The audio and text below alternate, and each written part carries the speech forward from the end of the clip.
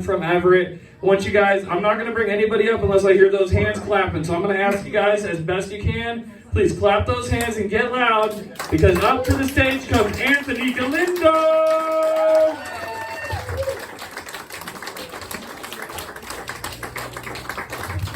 Thanks a lot, everybody. It's great to be here.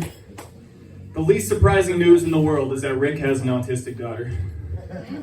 You look at that guy and you go, his eyes are more spread than Madonna's legs. That makes sense. That makes sense. Nah, man, it's fun to be here. Like you heard, my name's Anthony Galindo. Galindo is actually a Spanish name. That's true. I know I look very German, but my name is Spanish because my grandparents are war criminals. Do we all get that one?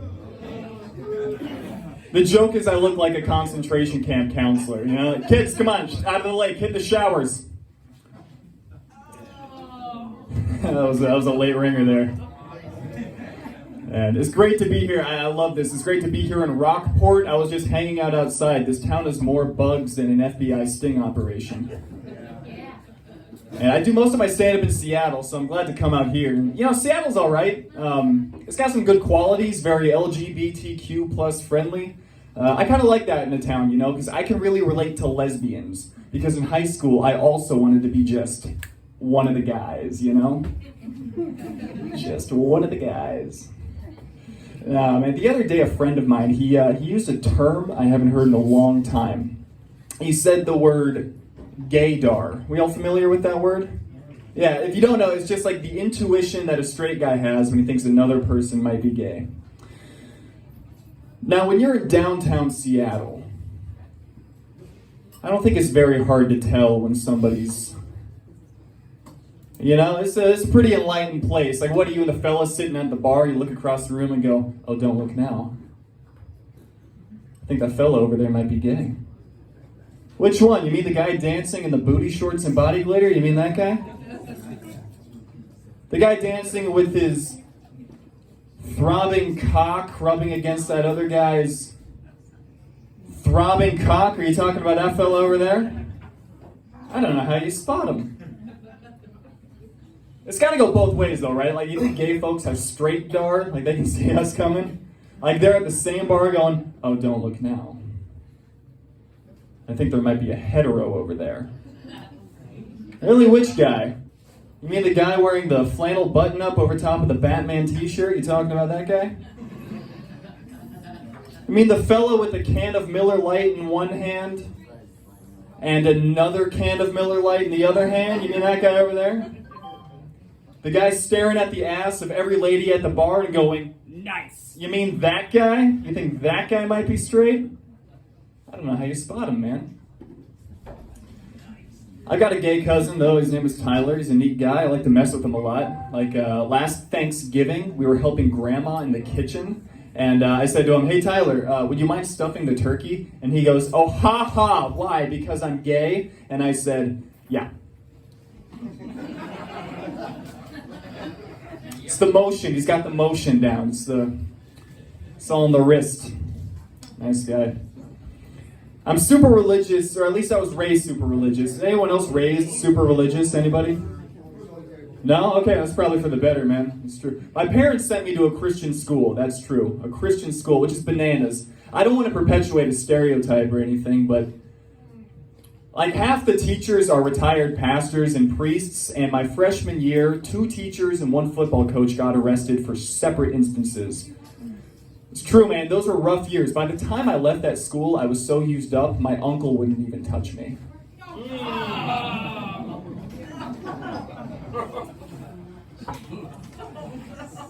Speaking of molesting kids, was anybody raised Catholic?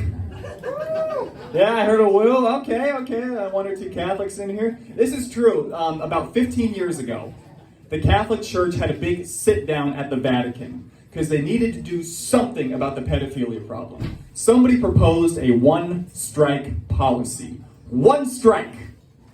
You touch 1 kid, you're out. You don't get to be a priest anymore. And they voted it down. How do you vote that one down? Were they sitting around a big table going, 1 strike seems a little stringent, don't you think? You're not gonna touch one kid? What are we, Mormon? Live a life.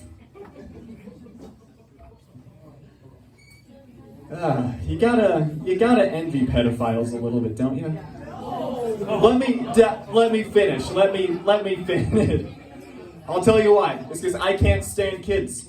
I don't like being anywhere around. They're loud, they're obnoxious, they're messy. I don't want to be anywhere near them. I would love to be on that list where by law they had to stay 100 feet away from me at all times. The irony is, to get on that list, you gotta get really close to them. You gotta fuck one, did you know that? Yuck. Can't stand kids, man, I really can't. Any age, like I don't like babies either. I'm the kind of guy. Listen, I like my babies how I like my martinis. Shaken.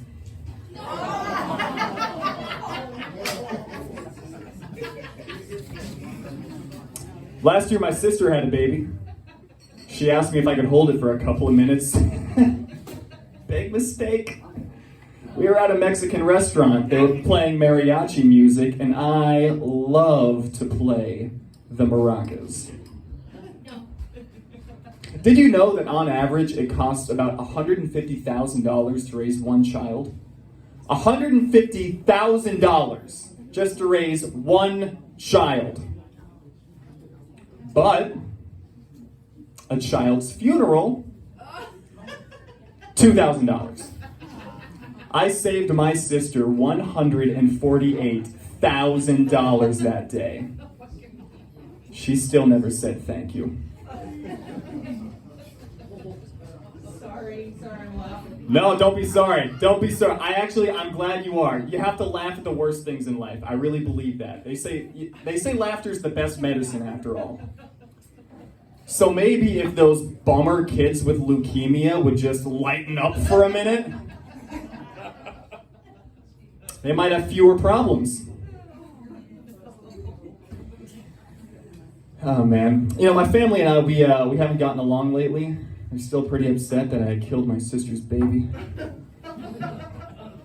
No, for real, we don't. We have some differences, but lately I've realized, life is short. They're not getting any younger, neither am I. I'm trying to mend some of those fences. And I'll share with you. I actually had a big breakthrough last week. I was able to speak with my grandfather for the first time in over 5 years. How about that? Woo. Hey, thank you, man. It was a really big moment. I guess that Ouija board was a great investment after all.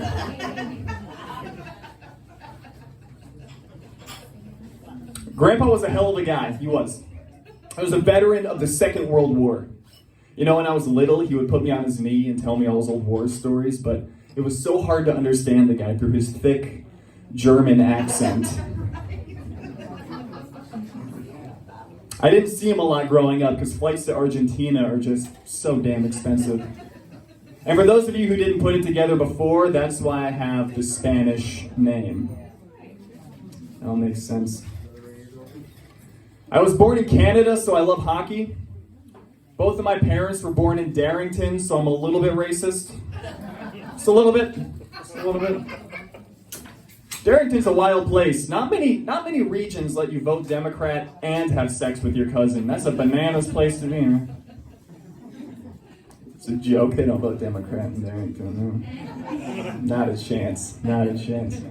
I know what you're thinking. Cousins, incest, but Anthony, didn't you just say both of your parents are from Darrington? Yeah, I know what I said. I don't have these 2 belly buttons for nothing. I'd show them off, but I actually have a lot of body confidence issues. I always have. I'm super skinny. My whole life I've been super skinny. I look like God slapped me together out of old coat hangers and chewing gum. Ladies, I gotta warn you. I'm so bony, making love to me is like getting humped by a Ziploc bag filled with Legos. You're gonna wind up with some bruises. I know my face looks like a guard at Auschwitz. My body looks like an inmate. It's terrible. I know. It is, because it's hard to get laid when you got 2 belly buttons. It is. I'm getting tired of the dating scene. There's nothing but phonies out there. Just a bunch of phonies. I went on a date with this girl and she told me a story. You know, I'm just going to tell you guys. I'll tell you guys the story. You tell me if you believe it or not. She told me that her dad was hanging out with the band Lynyrd Skynyrd when they wrote the guitar riff to Sweet Home Alabama. Do any of you believe that story? No, I didn't either. She said a lot of other things that night that turned out not to be true. Things like, I had a great time, we should do this again. It's generic lies. One time I got set up on a blind date. You guys ever do the blind date? Everyone here has white hair, so maybe not for a while, but this side of the room, no, man. I like a little salt with my pepper. Yeah. At our age, we are blind. That must make dating so much easier. Or at least a prolonged marriage. No, this blind date was a trip, man. I walk in, she's a classic Pacific Northwest hippie gal, you know. She's got the feathery earring, the crystal necklace, and opinions. Yuck. And she had a shaved head, which is a wild fashion circulating the hippie chick community, the shaved head. And it was distracting, I'm not going to lie, but here's the thing. We hit it off really well.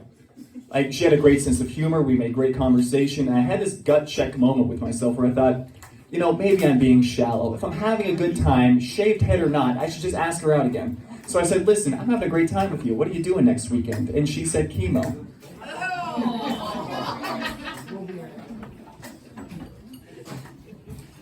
One time a good friend of mine, she came up to me and said, you know, Anthony, we've been friends for a while.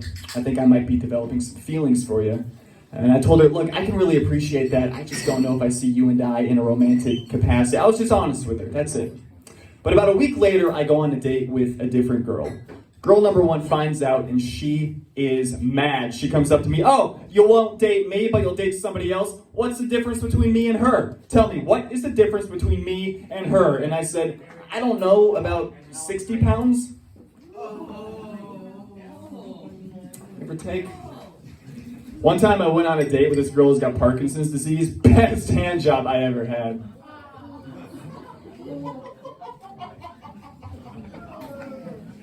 I do have an announcement for the room, though. I am done dating white women. Done. Can't do it anymore. White ladies are a bad investment. Here's the thing. If you date or marry a black girl, she might smack your kids. But the white girl will drown them. It's a bad investment. Oh, man. One time I told that joke, and when I came off stage, a white girl, of all people, stomps up to me and goes, that joke was racist. I said to her, I don't think that's your line. I pulled paint swatches out of my back pocket like, we're the same shade, bitch. You don't get to cherry pick. I do want to run something by the ladies here, though. This is just genuine curiosity.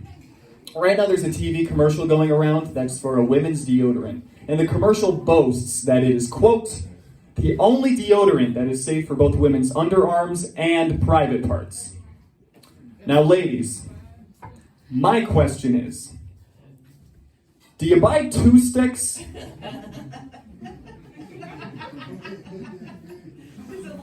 Or do you just double dip the chip? Because now you're just spreading around the yeast is what you're doing. Now you're itchy twice, you don't want that. Is a stick of roll-on deodorant the best way to freshen up?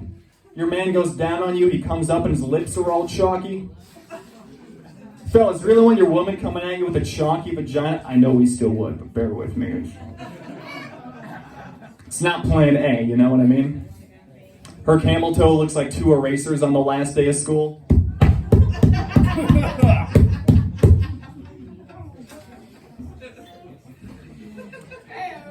Now before anyone fancies me for a raging misogynist, which I fear that train may have left the station, I want you to know I'm not. And, I want to highlight something. This is totally true. Do we have any fans of monster trucks in the audience?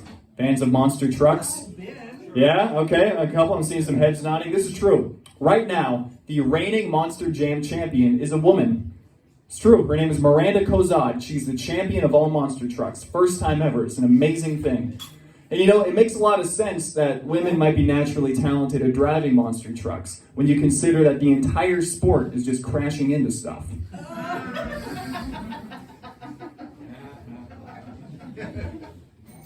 Don't believe me? Look at the cars in the parking lot. Good Lord. I know, that's a stereotype. I know. Stereotypes aren't fair. Sometimes they can be fair, though. Every now and again, they can be a little bit fair. I'm just going to give you an example. I'll give you an example. You make up your mind for yourself whether you agree or disagree, okay? Here we go. You ready? Bruce Jenner. Spotless driving record. Caitlyn Jenner ran over a guy. All I'm saying, you put a pin in the timeline of where things may have gone awry. You guys are fun, man. This seems like a real drinking and driving kind of crowd. That's my kind of people, man. I like this. Hell yeah. Yeah, man. One of you will have a wooden cross on the side of the highway by tomorrow morning, I'll tell you that. Good Lord. I recently got my motorcycle license. I'm actually really stoked about it. I am, because I've always wanted people to light candles at my funeral. And there's only 2 ways to get the candlelight vigil. You either die at high speed or overdose on heroin. Those are the only 2 ways. I'd rather take the heroin, because I play guitar. And there's nothing people love more than a heroin addict who plays guitar. Look at any rock and roll star, I'm telling you. Look, heroin on its own, tragic. Heroin plus guitar, that guy's a genius, man. Dude, you'll go down in the books. They'll put your name on a t-shirt and pretend that Bleach is actually a good album. Everybody, you're a lot of fun. We got more comedy coming your way. My name's Anthony Galindo. Thanks a lot.